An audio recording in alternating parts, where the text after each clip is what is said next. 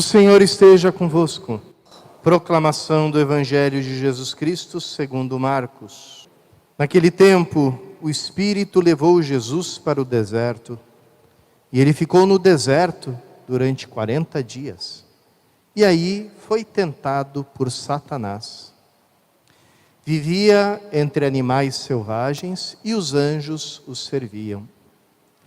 Depois que João foi preso, Jesus foi para a Galiléia, pregando o Evangelho de Deus e dizendo: o tempo já se completou e o reino de Deus está próximo.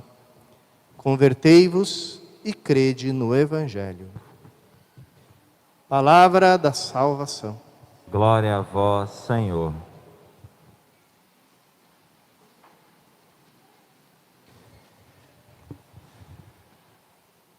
A palavra de Deus nesse domingo, irmãos e irmãs, nos fala de duas imagens que são o contrário, o oposto da outra.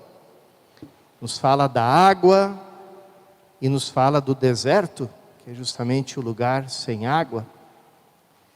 A água é uma imagem forte, muito poderosa em toda a Sagrada Escritura. Ela nos fala de uma morte e de uma vida.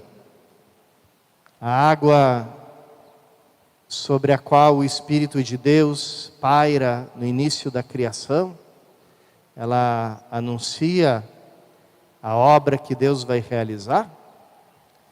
O mesmo Espírito fica pairando sobre Cristo quando ele sai da água do Jordão, quando é batizado por João Batista. Depois existe a água do dilúvio, que é a morte para os pecadores e a salvação para aquele pequeno grupo, aquelas poucas famílias, a família de Noé, que fica dentro da arca, a arca que depois vai se tornar, na tradição da igreja, o símbolo da própria igreja. A arca de Noé, onde se encontra a salvação. A água do dilúvio que sepulta o pecado e faz renascer um mundo novo na justiça, na comunhão, na amizade com Deus, é justamente o anúncio da água do batismo. Quando nós somos mergulhados na água do batismo, morre em nós o velho homem, marcado pelo pecado. A água também ela é morte, no episódio da travessia do Mar Vermelho. Os filhos de Israel atravessam o Mar Vermelho para a terra da liberdade, enquanto que os soldados, os carros do faraó, que perseguem, que querem escravizar, eles são sepultados e morrem naquelas águas, morrem afogados. Então, essa água do Mar Vermelho também nos fala do batismo. Ali é sepultado, é afastado Satanás, todas as tentações que querem nos escravizar, nos tornar escravos, e surge para nós uma vida marcada pela liberdade, a liberdade dos filhos de Deus. Então, irmãos e irmãs, todas essas imagens nos falam dessa morte e dessa vida nova que surge da água do batismo.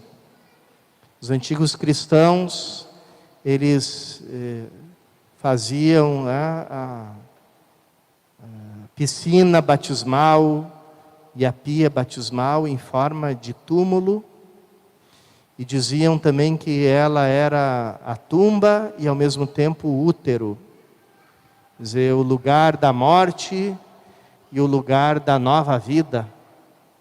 E assim no nosso batismo, depois do batismo, onde nós morremos, ressuscitamos sacramentalmente com Cristo, começa o deserto da nossa vida, o deserto da prova, o deserto da tentação. Por isso também Jesus, depois de ter recebido o batismo no Jordão, vai ao deserto. O povo de Israel, depois de passar pelo Mar Vermelho, se encontra no deserto. E no deserto ele é tentado a não confiar em Deus, tentado a procurar pelas próprias mãos a sua segurança, a sua salvação, a sua vida. Jesus também é tentado da mesma maneira.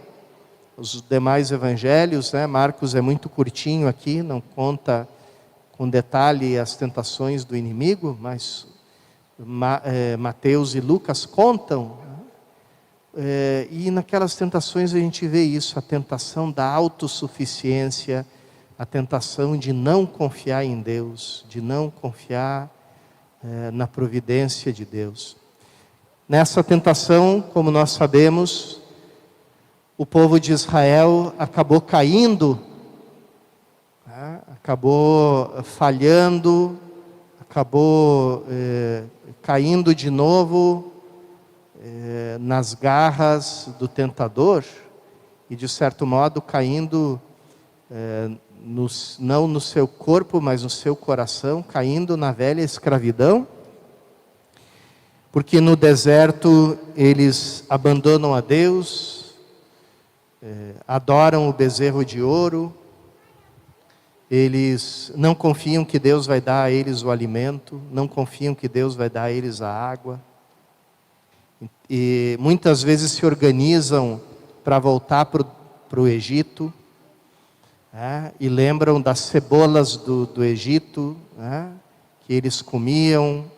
Então, querem de novo a doce escravidão, se sentem mais cômodos como escravos do que como livres.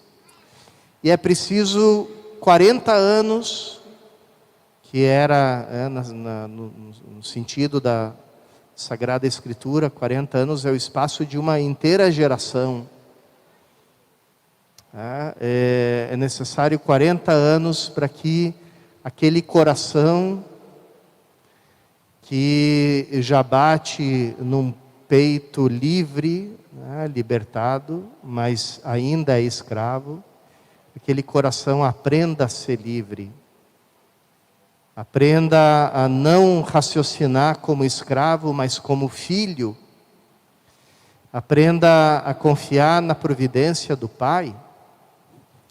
E é assim que Jesus vai, e nós todos vamos com Ele no deserto. Por isso, esses 40 dias da Quaresma também são esse mesmo tempo para que a gente entre no deserto e transforme o nosso coração, que já passou, que já atravessou o Mar Vermelho, que já atravessou o dilúvio, na água do nosso batismo.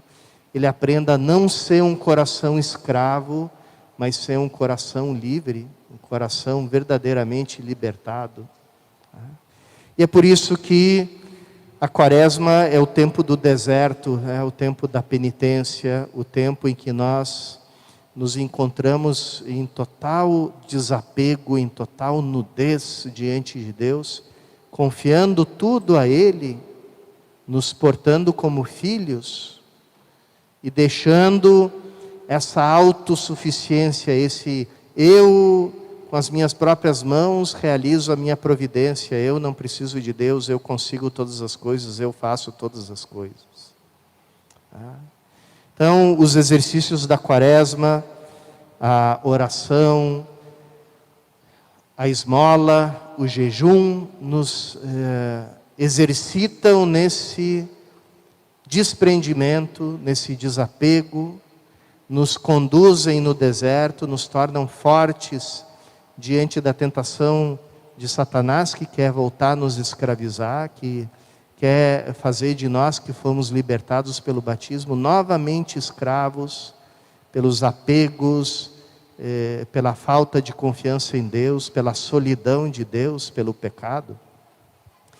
Então, vivendo com seriedade, com responsabilidade esse tempo de Quaresma, a gente prepara o nosso coração para viver como ressuscitados com a Páscoa de Cristo, né?